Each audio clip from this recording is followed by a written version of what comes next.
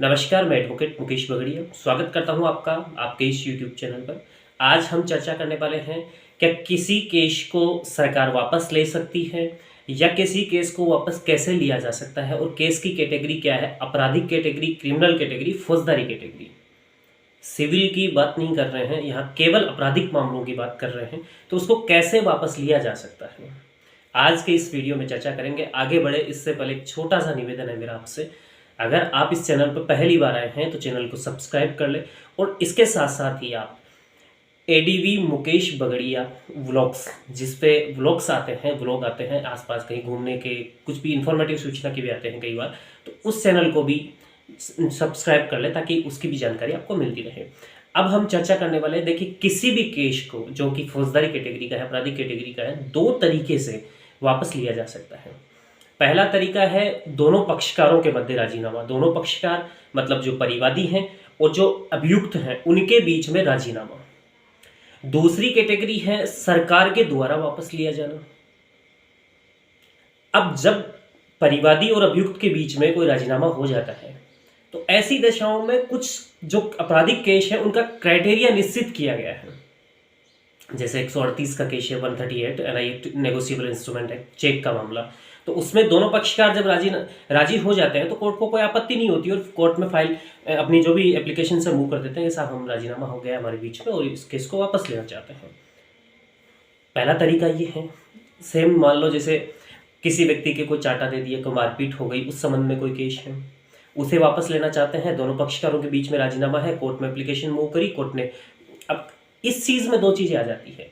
CrPC का एक section है 320 कंपाउंडेबल सेक्शंस की बात करता है कि कौन से सेक्शन में राजीनामा हो सकता है और कौन से में नहीं हो सकता, और उसमें भी दो कैटेगरी डिवाइड करी गई है कि कुछ सेक्शंस ऐसे हैं आईपीसी के जिनमें अगर आप राजीनामा कर लेते हैं तो कोर्ट की परमिशन की आवश्यकता नहीं है, लेकिन कुछ सेक्शन ऐसे हैं जिनमें अगर आप राजीनामा भी करते हैं तो कोर्ट की परमिशन लेना जरूरी है, और कोर्ट परमिट करे नहीं करे वो कोर्ट की इच्छा पर डिपेंड है।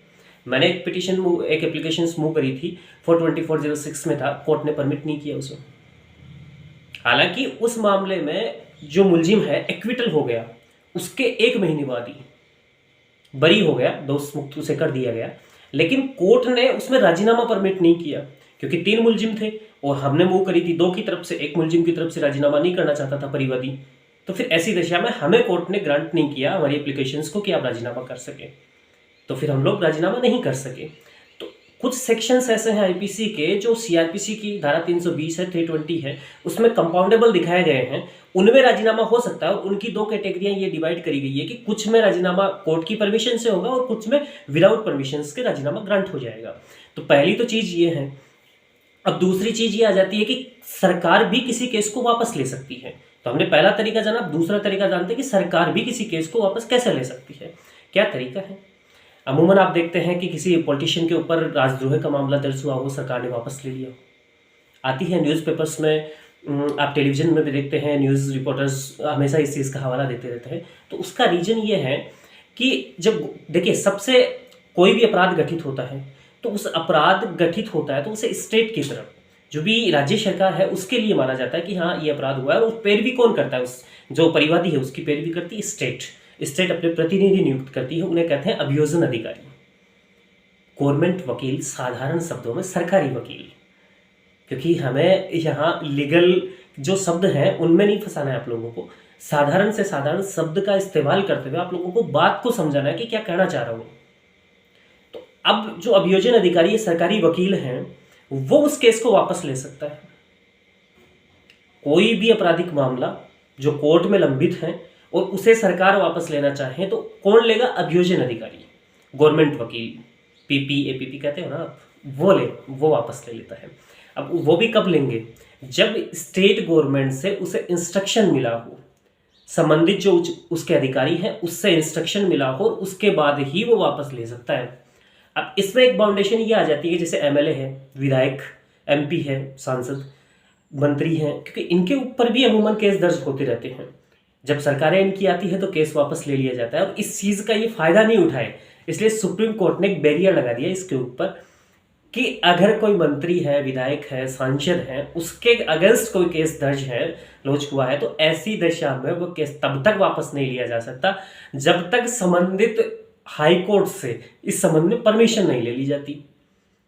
यानी कि अभियोजन अधिकारी कोई एमएलए है, एमपी है, उसके संबंध में केस को वापस लेना चाहते हैं तो सबसे पहले स्टेट गवर्नमेंट अभी हाई कोर्ट में जाएगी, हाई कोर्ट से परमिशन लेगी, उसके बाद में ही उसको इंस्ट्रक्शन करेगी, सरकारी वकील को इंस्ट्रक्शन करेगी और फिर वापस लेंगे। अब इसमें एक और बैरियर आ जाता है, कोर्ट की परमिशन से कोर्ट अगर इनकार कर दे, अब मामले का नेचर थोड़ा सा गंभीर है, कोर्ट मना कर दे तो फिर नहीं होगा।